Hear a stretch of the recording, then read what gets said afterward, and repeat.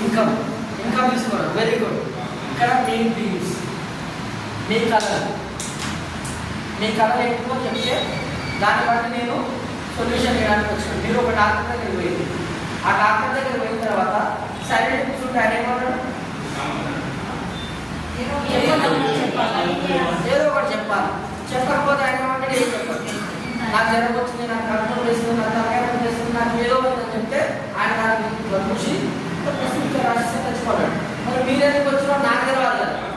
మీరు ఎందుకు వచ్చినట్టే ఇన్కమ్ కోసం వచ్చారు. ఎంత కావాలి? బ్యాంక్ బ్యాలెన్స్ ఎంత కావాలి? నెరవేర్చుకోవాలి. ఆ కలర్ నాకు చెప్పండి, మీకు వచ్చే విధంగా నేను చెప్పాను. బ్యాంక్ బ్యాలెన్స్ ఎంత ఉందో సరిపోతుంది మేడం? 10 లక్షలు. Very good. 10 లక్షలు. నెక్స్ట్ ఇంకా ఒక కారు. ఏ కారు కావాలి? Luxury car.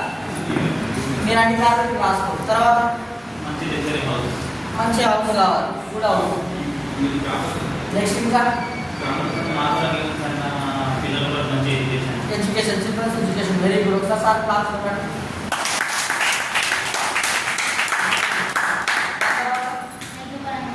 ఆరోగ్యం, మీ మీద కూడా ఒకసారి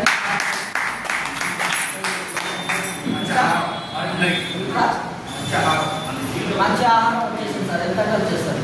ఇంకా ఓకే. ఇంకా బంగారం సార్ ఎప్పుడు మీరు చెప్తలేదు మేడం. అదే మీకు ఎంత కావాలి బంగారం?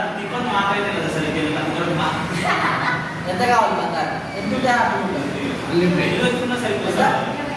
20 తులాల కేజీల 20 తులాలు, ఒక 20 తులాలు, 30 తులాలు.